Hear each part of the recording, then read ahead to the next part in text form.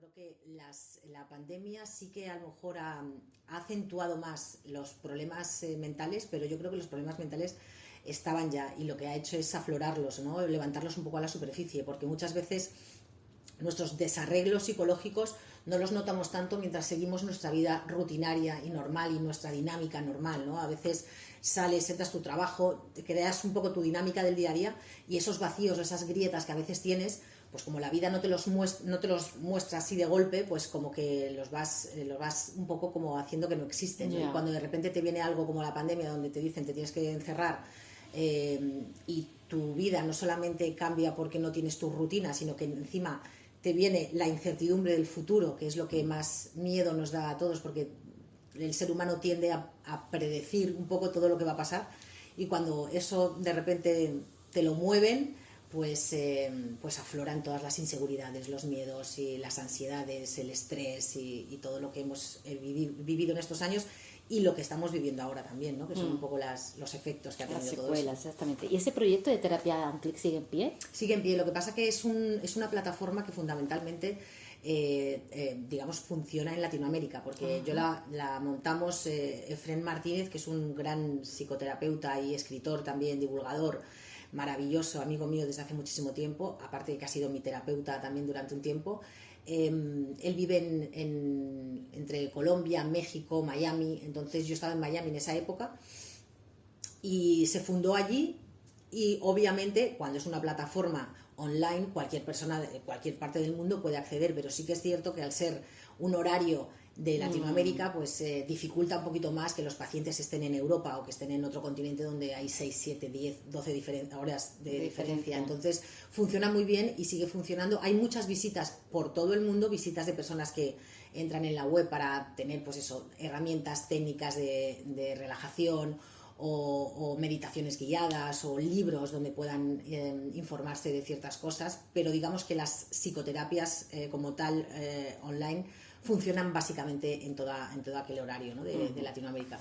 Bueno, para que no te olvides, tu primer libro, ¿cierto? ¿Es tu primer libro? Mi primer libro. ¿Y en qué momento nace la idea de este libro?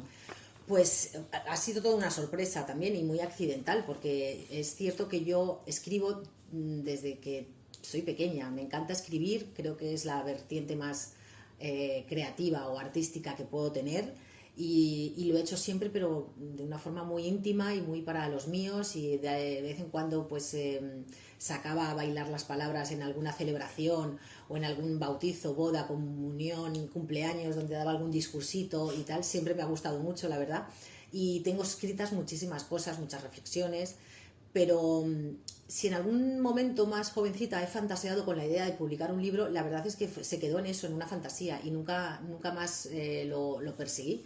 Y fíjate, la vida de repente me llaman y me dicen, oye, queremos publicarte un libro, nos gusta mucho un poco el perfil que tienes en las redes sociales, y nos parece que inspiras a la gente, tienes una forma de llevar un poco el día a día pues como con positividad, optimismo, después también de ciertas cosas que te han pasado a nivel personal. Con lo cual dije, pues me encantó la idea, no sabía muy bien qué es lo que quería escribir, ellos me dieron libertad total, no me dieron tampoco ninguna obligación que tuviera que seguir una metodología o si tenía que hacer una novela o un ensayo o un cuento para niños. La verdad es que me dieron total libertad y estuve debatiéndome ahí entre escribir algo para niños, un cuento, digamos, algo más infantil, o lo que más peso tuvo, desde luego, es que quería hablar del autoconocimiento y el crecimiento personal, porque primero he adquirido mucho conocimiento a lo largo de todos estos años, no solamente por haberme formado en estudiar psicología, sino que yo misma, después de eso, la psicología ha caminado conmigo de la mano, y he intentado siempre estar muy, muy cerca de todo el conocimiento que tiene que ver con el desarrollo personal y el potencial humano, con lo cual dije, bueno, quiero compartir todo lo que yo sé y todo lo que yo he vivido y he sentido, pero tampoco quería que fuera un libro de autoayuda como tal, porque para eso ya hay gente muchísimo más cualificada que yo para técnicamente hablar de estos temas. Entonces dije, quiero hilar esto con algo, ¿no? Y como toda mi vida llevo diciéndoles a mis hijos desde que nacieron que hay cosas que no se pueden olvidar y que hay cosas muy importantes y que lo esencial de la vida muchas veces se nos olvida porque estamos metidos en otra vorágine, y obviamente son las dos personas que más me importan en el mundo y que quiero que estén preparados y que estén siempre, pues sobre todo que se soporten a ellos mismos, o sea, porque muchas veces no nos aguantamos ni nosotros, ¿no? Entonces yo quiero que mis hijos se soporten a ellos mismos frente a la vida, les dé y les quite lo que sea, ¿no? Y por muy mala que a veces sea o por muy buena que a veces aparente ser, que por lo menos ellos se soporten siempre con determinación y compromiso. ¿Y en ningún momento a la hora de escribir el libro te surgió esa duda que a veces le sale a los escritores de por qué me he metido en este jardín? En el primer momento, o sea, la primera hoja en blanco. De repente pongo, bueno, voy a empezar a escribir el libro, y me pongo delante del ordenador, me pongo delante y digo, ¿y cómo empiezo? ¿Y qué hago? ¿Y qué digo? No, claro, aparte que no, en realidad yo no, o sea, esta habilidad o esta aptitud que tengo con el tema de la escritura, yo creo que es algo innato, pero no, tampoco me he preparado para ello, y obviamente hay cursos excelentes para escritores, pues hace falta también pues una estructura, pero yo me lancé porque me encanta escribir y entonces dije, ¿ahora cómo lo hago? Pero rápidamente dije, bueno, vamos a ver. Empieza, y amigos que tengo escritores y gente que también ha pasado por esta aventura de la escritura, me decían, tú escribe, y luego ya irás viendo cómo colocarlo, pero tú todo, pum, pum, pum. Entonces, claro, una vez que tenía claro hacia dónde quería ir, y luego el clic de combinar mi conocimiento de todo este tema del crecimiento personal con un testamento emocional para mis hijos, o sea, esa combinación, que es lo que creo que también quizás es el éxito del libro en algún caso, porque no lees un manual de psicología, ¿no? De y que a veces te pierdes porque no entiendes, sino que voy entrando y saliendo, hablando directamente a mis hijos, pero también hablo al lector. Entonces, yo creo que esa dinámica es lo que le ha hecho atractivo al libro, ¿no? Entonces, cuando vi que había esa combinación de conocimiento con carta a mis hijos, dije, por ahí ya lo tengo claro. Entonces ahí ya empezó a fluir, y la verdad es que hubo un momento donde no quería parar de escribir. Me dio pena entregar al bebé. Bueno, es una carta abierta a tus hijos, pero es verdad que es un libro que lo dirige a todos los lectores en general. Mi duda está en ese todo en general, se incluyen también a las personas que no tienen hijos, quiero decir, porque el libro está muy vinculado con la maternidad. Entonces, bueno, no, o sea, para nada es un libro de maternidad, en el sentido de que no doy ninguna instrucción ni hablo de cómo criar a un hijo, ¿vale? O las crianzas, o lo que supone educar a un hijo específicamente, ¿no? Yo lo he dirigido a mis hijos, como te digo, porque es un libro que va dirigido a las personas que quieran crecer, ¿no? Internamente, y que se quieran conocer y que quieran utilizar las herramientas que tenemos, que son muchas y muy válidas, para bailar con la vida de una forma lo más feliz posible, ¿no? Conocer cómo funciona el mundo, conocer cómo funciona la mente y conocer cómo funciona la mente con el mundo, ¿no? Esa interacción de nosotros con el mundo. Y quiero que mis hijos sepan que la vida muchas veces la vida siempre es fascinante, pero muchas veces no va a ser como ellos piensan, que la vida muchas veces es cruel, es muy peligrosa, pero siempre es maestra, siempre es maestra. Entonces quiero que estén seguros, porque yo creo que muchas veces flaqueamos en tomar decisiones en la vida porque no nos sentimos seguros de nosotros mismos y no nos conocemos. No es una cuestión de que seamos menos o que merezcamos menos, es que nosotros no nos conocemos, no sabemos el potencial que tenemos. Entonces es muy importante conocerte para así poder defenderte en la vida, ¿no? Entonces, las dos personas que más quiero son mis hijos y quiero armarles para que tengan todo ese conocimiento. Entonces va dirigido a cualquier persona que quiera crecer como ser humano. Pero me llama mucho la atención el tema de los hijos. Yo no soy madre por decisión propia, tú eres madre de Dylan y de Alma, y yo lo veo desde fuera, tú estás dentro. ¿Cómo estamos educando a los hijos? ¿Le estamos dando las herramientas precisas? Tú en este caso se las quieres dar a tus hijos para que se valgan para sí mismos. ¿O le estamos facilitando demasiado el camino? ¿Tú cómo lo ves? ¿Cómo las generaciones ahora de padres y madres? Creo que les facilitamos mucho la vida, creo que les protegemos en exceso, y creo que sin nosotros tener la intención de hacerlo mal, creo que les hacemos un flaco favor muchas veces a los niños, porque antes de que se caigan ya hemos puesto la red, ¿no? Entonces yo siempre digo que los niños tienen que sufrir lo que pueden llegar a sufrir con su edad. No tienen por qué sufrir cosas diferentes. De hecho, me parece una crueldad cuando veo niños pequeños que tienen que pasar por situaciones que no están a la par de su edad, ni de su comprensión, ni de su entendimiento, ¿no? O sea, hay niños que pasan por cosas que realmente son muy crueles. Entonces, yo creo que los niños tienen que saber lo que es el dolor y la incomodidad desde muy chiquititos. Cuando algo es un no, tienen que patalear y llorar. Yo hay una anécdota que cuento en el libro con mi hijo que me hizo pasar un día horrible con una pataleta que me montó saliendo de un teatro. Y yo en ese momento estaba estudiando mucho sobre el comportamiento de los niños de los 0 a los 5 años y precisamente lo que llevaba a esas programaciones en el cerebro, ¿no? De decir, bueno, si yo pataleo, mi madre me da lo que quiere.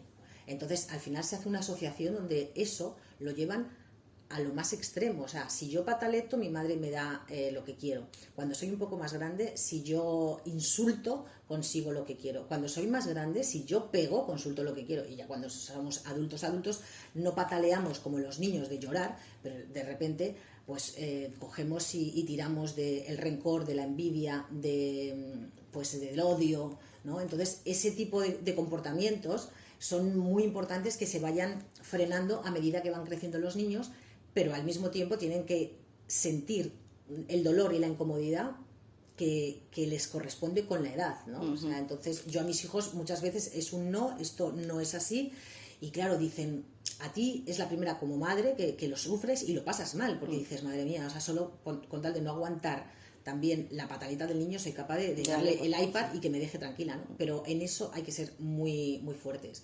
O sea, yo muchas veces he estado muy tentada de que para que mi hijo me dejara en paz un momento o tal, toma el iPad, toma tal, pero realmente luego me di cuenta que, hombre, lo puedes hacer una vez, lo puedes hacer 2 veces, pero si se vuelve la rutina y la dinámica del día a día con tus hijos, al final lo que estás haciendo es crearles unas programaciones que el niño al final, cada vez que quiera algo o conseguir algo, se va a poner a patalear y se va a poner a hacer ese tipo de reacciones, porque así lo ha conseguido desde pequeño, ¿no? Sí, eso totalmente. En el libro incluyes muchos pasajes, unos fragmentos en los que tú hablas directamente a tus hijos, en el que cuentas experiencias que has vivido, como puede ser esta. Ellos son pequeños todavía, pero si algún día leen el libro, ¿qué creen que pensará? Pues yo creo que les va a encantar. De hecho, hay fragmentitos que ya ellos leen y que pueden entender perfectamente, sobre todo cuando hablo de ellos, que es algo que les encanta, ¿no? Cuando hablo de su nacimiento, o hablo de estas anécdotas que ellos eran pequeños y que a lo mejor no se acuerdan, o cuando les hablo de, pues eso, de la familia, de donde han nacido, en fin. Ese tipo de cosas a ellos hoy por hoy, cuando leen esas líneas, pues les encanta y me dicen, mamá, hay una cosa que a mí me encanta que el otro día me dijo Dylan y que es uno de los efectos que yo quería que tuviera el libro, y es que me dice, mamá, cuando leo esto, escucho tu voz, ¿no? Y entonces eso es una cosa que para mí me parece increíble y es lo que yo soñaba que pasara con este libro, que si algún día, ¿sabes?, lo leen y yo no estoy cerca de ellos, pues porque, como te digo, mis hijos crecerán, tendrán su vida y sobre todo también en la época de la adolescencia, donde los padres pasamos de ser los amigos a los oponentes, pues que tengan siempre ahí algo que cuando lo lean escuchen mi voz, creo que es algo muy potente. O sea, en el fondo dirán, mamá, eres una controladora. Yo creo que van a decir, esta es tu estrategia para controlarnos, el libro. Bueno, el libro tiene 8 capítulos porque tú tratas en esos 8 capítulos diferentes temas. Cuéntame un poco qué temas abordas realmente. Pues mira, hago un recorrido desde lo que es la causa y efecto, que para mí es una de las leyes de las que nadie escapa, es decir, todo lo que ocurre y todo lo que hacemos y todo lo que decimos y todo lo que pensamos viene por algo y tiene un efecto en algo.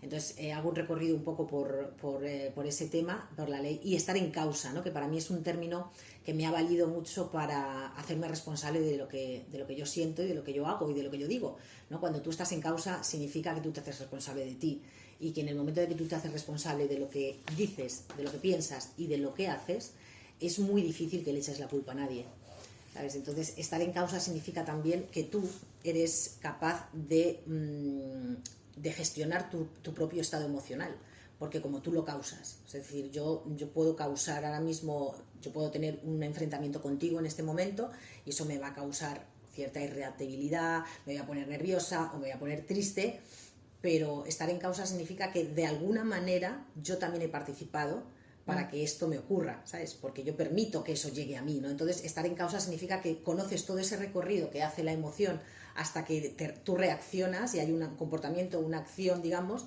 Entonces, está muy bien porque cuando tú te haces responsable y sabes que eres la causa de tu propio estado emocional, lo puedes cambiar. O sea, cuando te haces responsable de eso, sabes que tú de repente dices, bueno, yo estoy enfadada, es tal, pero yo puedo cambiar este estado. Aunque el mundo exterior siga girando de la misma manera, yo tengo la posibilidad de cambiar mi estado emocional si quiero, ¿no? Pasa que a veces no queremos porque es incómodo. pero se puede hacer. Entonces paso por ahí, luego hablo del amor propio y de la autoestima, que también para mí es un concepto fundamental que se tiene que desarrollar en los primeros años de vida.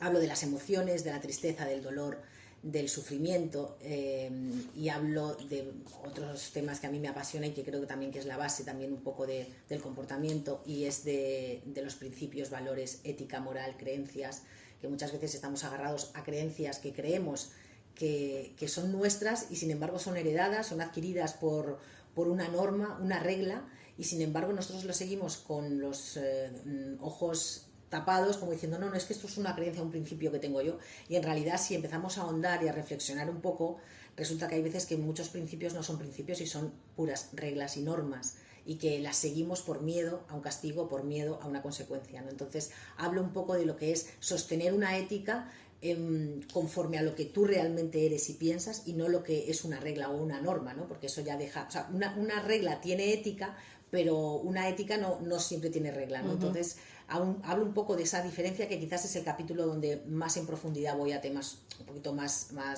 complejos, ¿no? Y luego, por supuestísimo, hablo de la amistad y del amor y de la familia, que para mí son 3 pilares también fundamentales para el desarrollo, y luego termino con la felicidad. Sí. Bueno, me voy a fijar en 3 palabras del libro. Por ejemplo, acabas de decir felicidad. Autoestima y felicidad van de la mano, porque uno no puede ser feliz si no tiene autoestima, si no se quiere. Bueno, la autoestima, ¿sabes qué pasa? Que la autoestima no es algo absoluto, o sea, y ni siquiera es una sola cosa, ¿sabes? Yo creo que la autoestima es la creencia que tú tienes en ti mismo, es decir, son las posibilidades que tú tienes en un contexto determinado. Tú puedes tener mucha autoestima en un sector y muy poca en otra, es decir, no porque tengas una buena autoestima en el terreno profesional lo vas a tener en el terreno personal, o a lo mejor uno tiene muy buena autoestima con su aspecto físico porque se siente fuerte, se siente que está definido, que está guapo, y de repente tiene muy poca autoestima a lo mejor en otros temas, ¿no? Entonces la autoestima es muy importante trabajarla en todos los aspectos, porque no es que te dé felicidad, es que digamos que te da equilibrio, ¿sabes? Te hace sentirte segura ante la vida. Y entonces cuando tú tienes autoestima normalmente no tienes miedo, porque conoces, ¿no? Y para mí el miedo es la ausencia de información.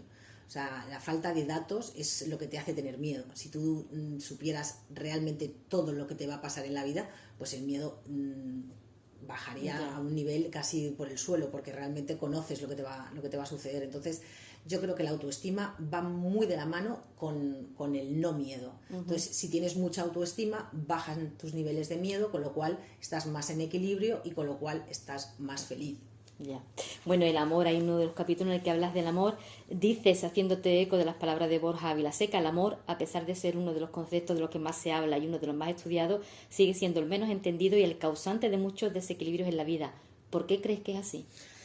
Pues porque yo creo que primero el amor para mí es el estado base del ser humano, es decir, es de donde empieza todo y donde acaba todo. O sea, si tú te mueves alrededor del nivel del amor, posiblemente vas a manejar la vida de otra manera, ¿no? Porque siempre, yo lo digo en el libro, yo por ejemplo a mis padres siempre les he visto caminar con las decisiones que más amor contenían. Cuando tú tengas la duda yo a mis hijos les digo, cuando tengáis la duda de qué hacer, si esto o esto, A, B o C, en varias opciones, elegir siempre la que más amor contiene, porque seguro que vais a estar más cerca de lo correcto. Entonces yo creo que el amor es el estado base y es como, digamos, lo que todo el mundo quiere alcanzar, ¿no? Cuando uno prueba el amor por primera vez, y no te hablo del amor romántico, te hablo del amor en todos los sentidos, amor romántico, el amor propio, el amor a la familia, el amor a los amigos, cuando tú pruebas el amor la primera vez, es algo que buscas toda la vida. Entonces lo maltratamos porque no sabemos utilizarlo y porque hay el componente más, el enemigo principal del amor y de todo es el ego. Entonces cuando el ego se mete en una relación, olvídate, porque ya el amor, ¿sabes? Se evapora. Bueno, en ese capítulo, quizás en el que más te expones, porque ahí hablas mucho de esos amores que tú has tenido, ¿no? En el pasado, no me refiero a Alejandro Sanz, sino a otros más. Entonces, ¿es un capítulo en el que más te expones? Sí, posiblemente sí. Es el capítulo donde más me abro, porque Ahí no hablo tampoco de lo que es técnicamente el concepto del amor o de la familia, sino que hablo de mis amistades, hablo de mis amores y hablo de mi familia. Entonces es quizás el más personal de todos. ¿Sí? Ha coincidido la publicación del libro. Bueno, estás hablando y te están preguntando mucho, más que hablar, te están preguntando mucho por Alejandro Sanz, por esos mensajes.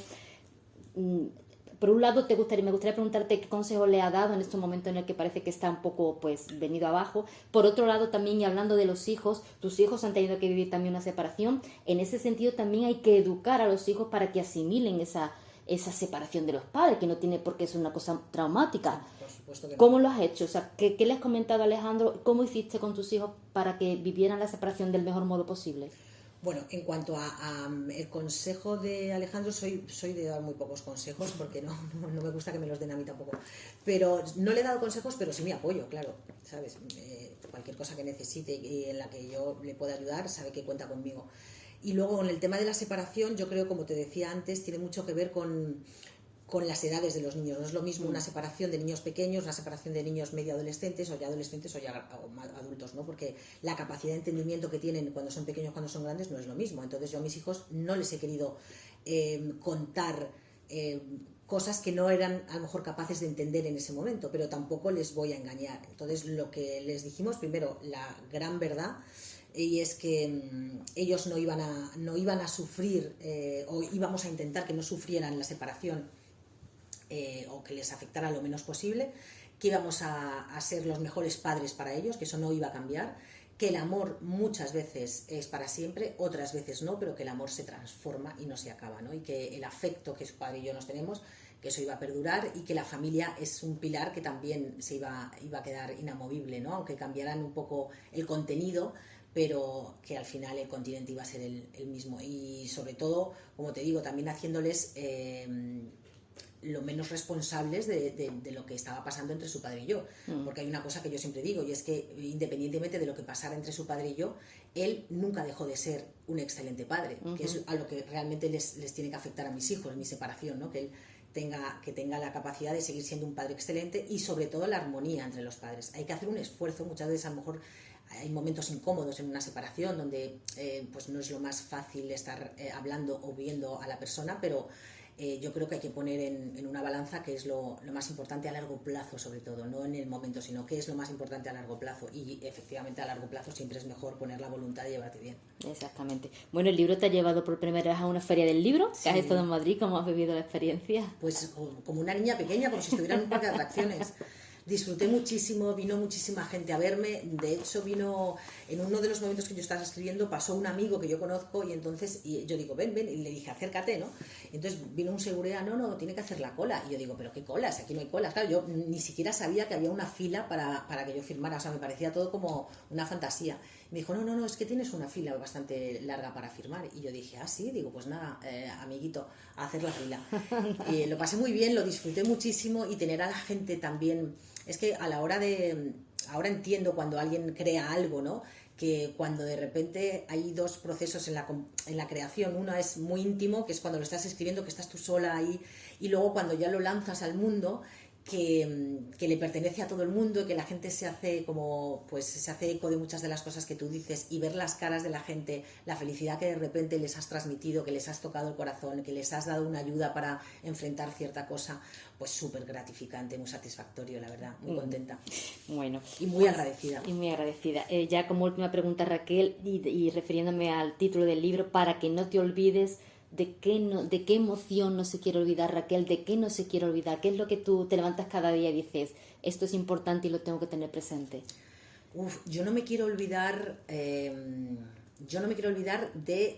dónde vengo. Porque creo que para adivinar hacia dónde vas tienes que tener muy claro de dónde vienes. O sea, una de las cosas, de dónde vengo quiero decir no solamente de dónde he nacido, sino de dónde vengo, o sea, mis huellas. Yo no quiero borrar mis huellas de mi camino, porque es lo único que me hace ver por qué estoy aquí. Entonces no quiero olvidar nada de lo que he caminado. Muy bien, pues no tengo más preguntas que hacerte, te agradezco mucho que me hayas atendido. A ti me ha encantado, muchas gracias a ti.